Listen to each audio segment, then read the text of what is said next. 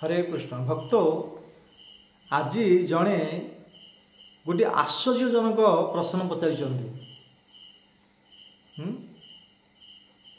आश्चर्य माने आपण मैंने शुणी आश्चर्य हो से कौन प्रश्नटा आसते शुणा।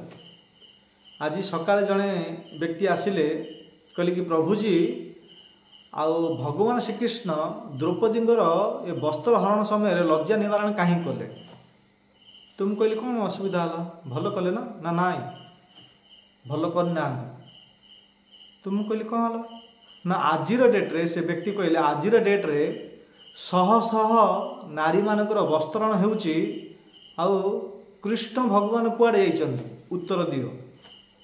आजिर डेट्रे जो कि शह शह हजार हजार स्त्री मानकर नारी मानकर वस्त्रण होउची परंतु कृष्ण आसुना द्रौपदी समय आसी आज डेट्रे कहीं आसुना तुम कृष्ण कुआड़े गले उत्तर दियो। हाँ तो मुझे व्यक्ति को यही उत्तर देइथिली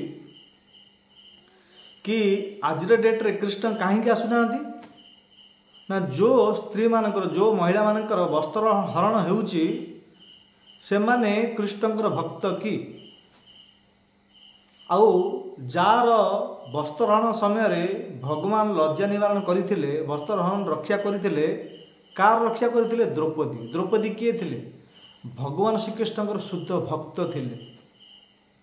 हाँ यदि आमे द्रौपदी परि शुद्ध भक्त हेबा ताले निश्चित रूप से भगवान आसबे तांकर लज्जा को निवारण करेंगे कहीं से मत भगवद गीतार कहते ध्यान दी शुणु यहाँ भगवान बाणी कृष्णकर बाणी कौन कौंत्यो प्रति जाना ही नामे भक्त प्रणश्यति कौंत्यो प्रति जाना ही नामे भक्त प्रणश्यति। हे अर्जुन तमें पूरा संसार घोषणा कर दियो मोर भक्तर केबे विनाश हुए ना मोर भक्तर केबे मध्य विनाश हबन।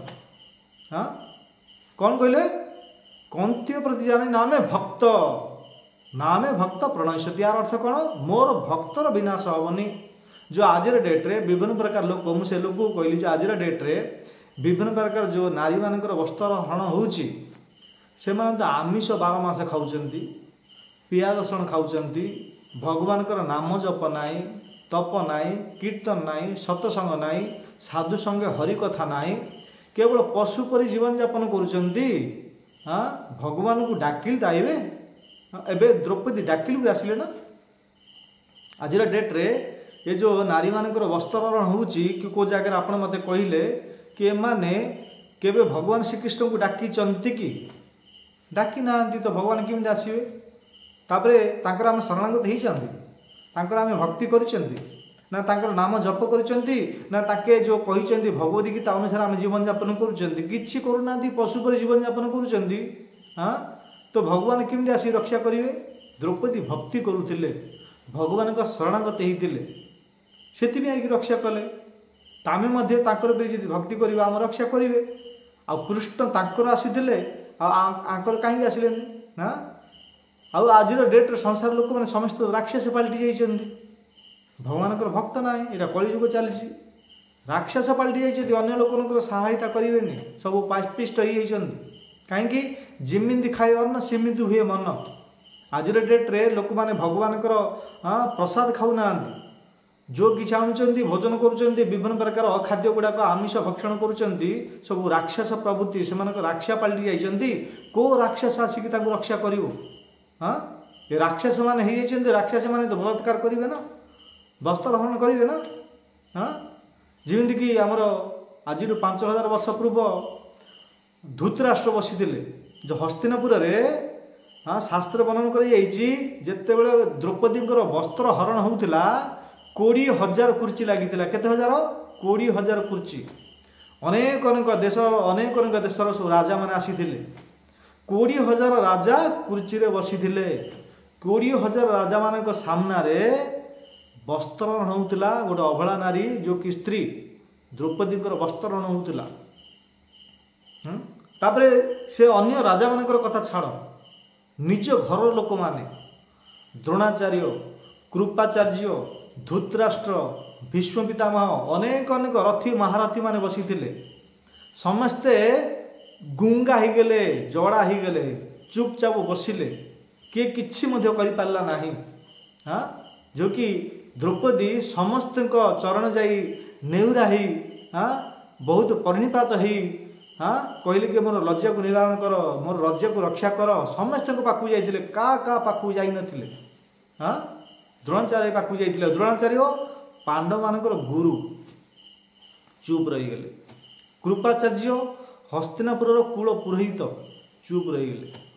धृतराष्ट्र तो भितर अंध थे बाहर अंध थे, पुत्र मुहरे फसी जाते धृतराष्ट्र राजा गोटे शब्द कही था ना युद्ध बंद, वस्त्र हरण बंद तो बंद होता, परंतु पुत्र मोह तो मोह पुत्र जो दुर्योधन प्रति ये आसक्ति थे धृतराष्ट्र पुत्र मोह निमंते किसी करें ना। घर गोटे पुत्र बधूंकर वस्त्र हरण हो 20,000 राजा सामने चुप रहे धृतराष्ट्र।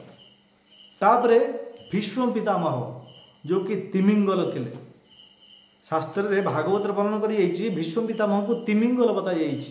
तिमिंगल अर्थ जो समुद्र भितर जो बड़ बड़ तिमी माछ रहती, तिमी माछनकर केते बड़ बड़ जो अच्छा माने बड़ बड़ जहाज पानी जहाज को पलटी कर दौरान एत बड़ बड़ शक्तिशाली बड़ बड़ माछ अच्छा तिमी माछ।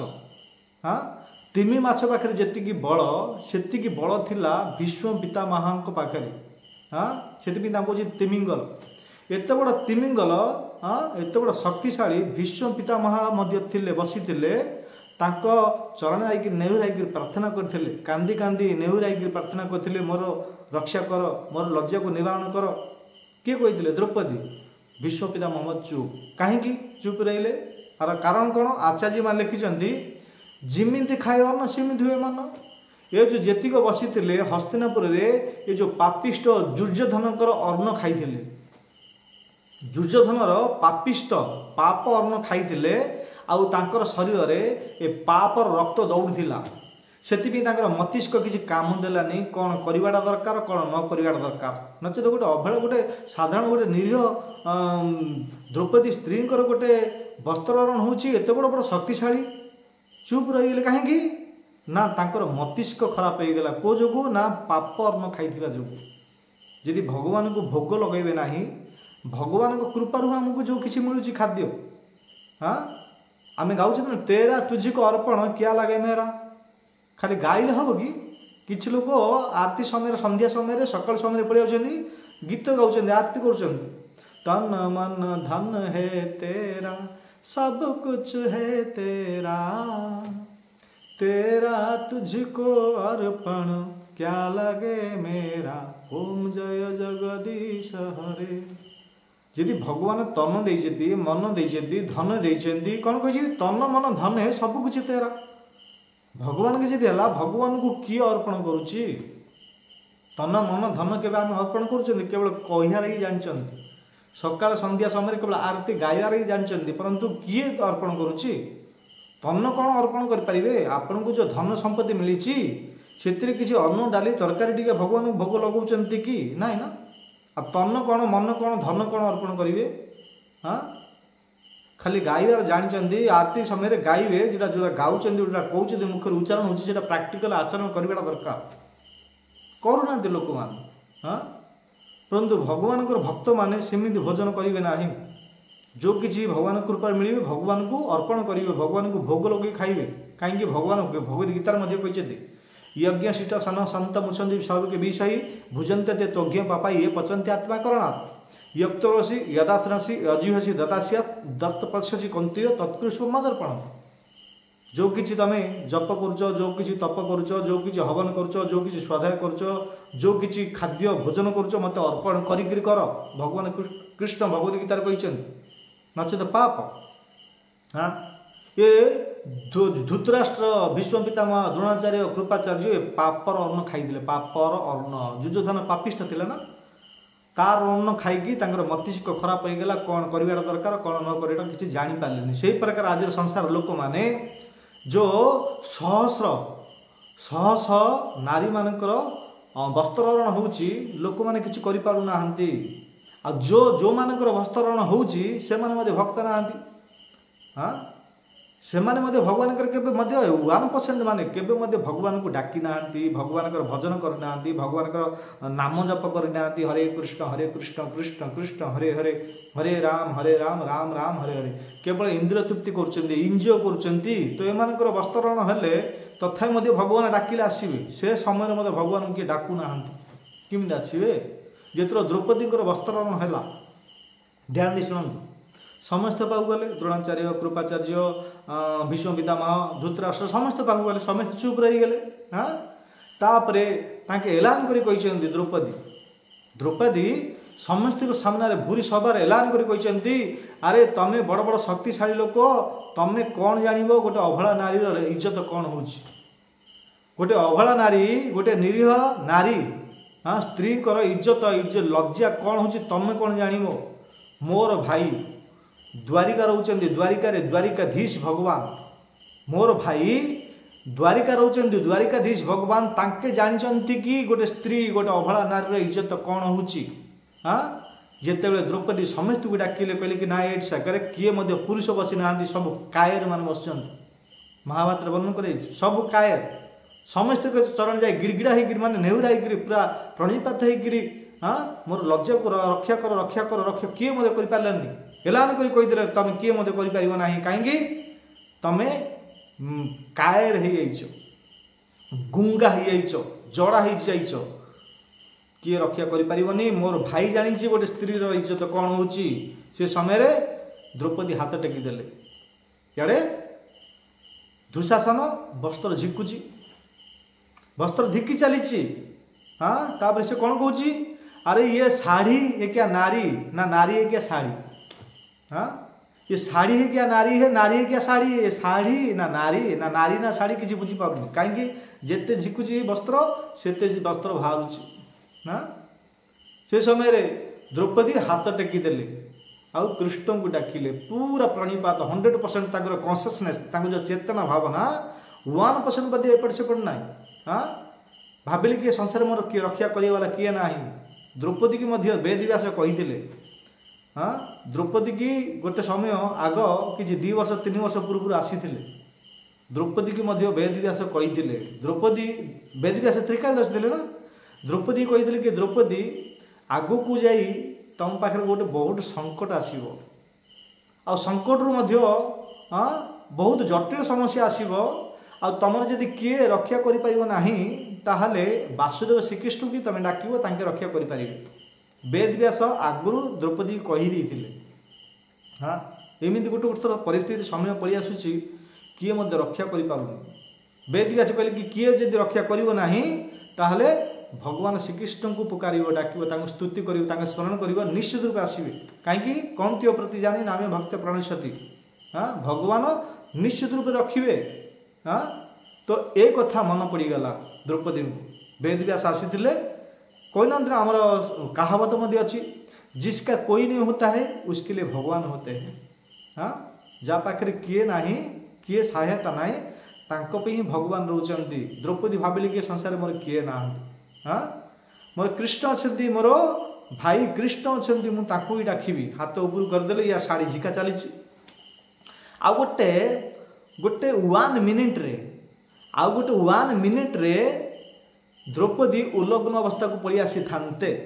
केवल 1 मिनिट बाकी थिला, शाढ़ी झिकी चली। हाँ 1 मिनिट बाकी थिला।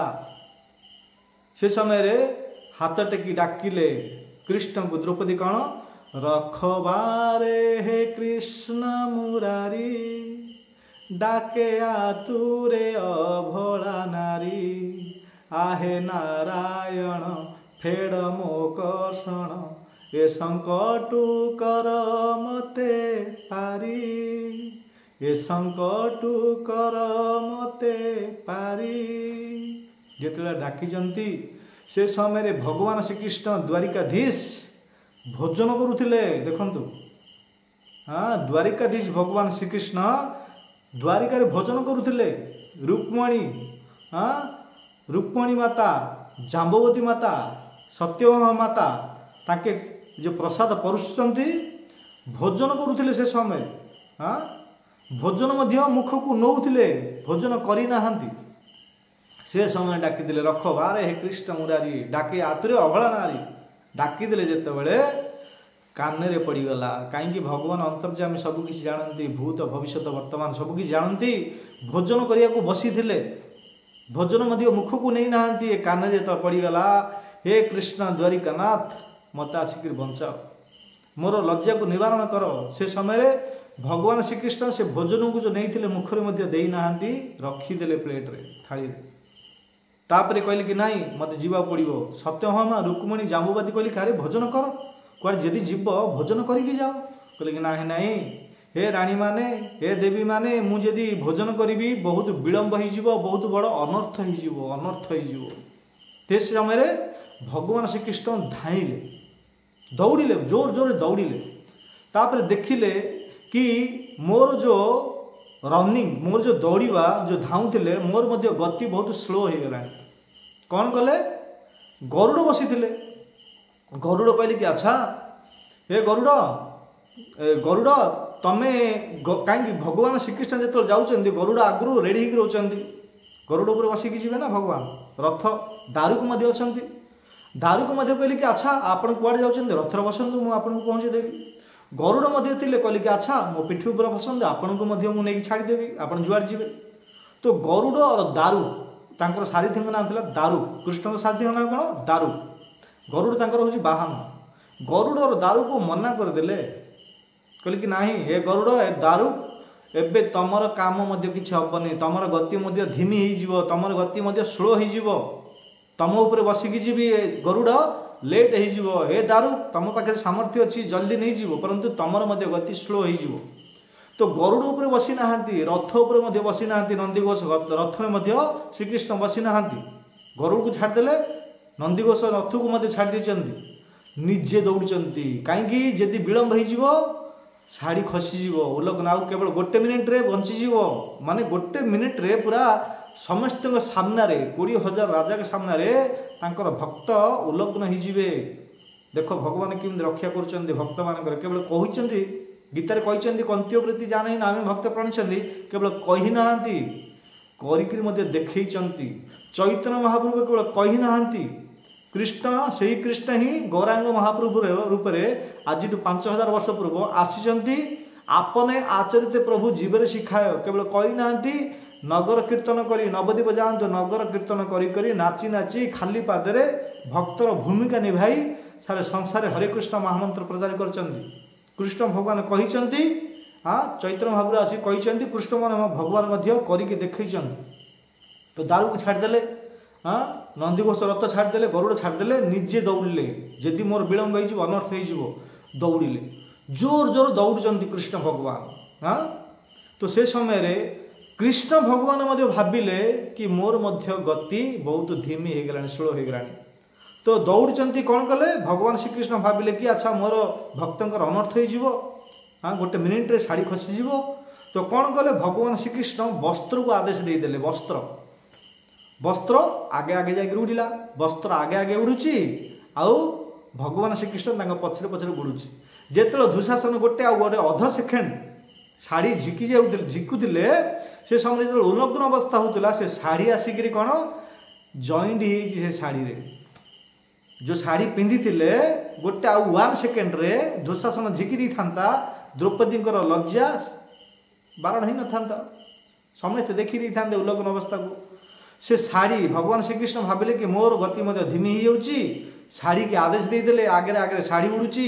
पछरे पछरे उड़ुचंदी उड़ी उड़ी जाउचंदी कृष्ण जेतेबेले दुशासन झिकी देइची से शाढ़ी जो कृष्ण पठेइथिले शाढ़ी से द्रौपदी शाढ़ी जाई जॉइंट हो हाँ तापरे जॉइंट जो भगवान देइचंदी कोटी वस्त्र देई ताको लज्जा कल बारण आहे नील शैल आम गीत गाइचंदी से दुशासन झिकी झिकी झिकी झिकी मुहर फेण भारी पड़ला फेस भारी पड़ला तापर से कौन कहला ये साड़ी ये क्या नारी है क्या साड़ी है ये कौन मुझे जानी पाऊँ साड़ी ना नारी नारी ना साड़ी दुर्योधन कहूँ कर्ण कहूँ अरे झिके ए साड़ी झिके झिके झिकी झिकी झिकी झिकी थकी गला आउ द्रौपदी लज्जा को निवारण भगवान श्रीकृष्ण माने द्रौपदी लज्जा रही हाँ आउ झिकी पारानी भगवान देते वस्त्र ताको किए झिकब समस्ते हक्का बक्का रहीगले हस्तिनापुर जीक राजा मैंने बसते सब आश्चर्य हो गले। हाँ ताकू कहते भगवान श्रीकृष्ण भक्त भक्तर रक्षा करुँच। आज डेट्रे अनेक अनेक नारी मैंने वस्त्रहरण होती यदि कृष्ण परी द्रौपदी परी जी डाकिबे कृष्ण को ताहले निश्चित रूप रक्षा करेंगे।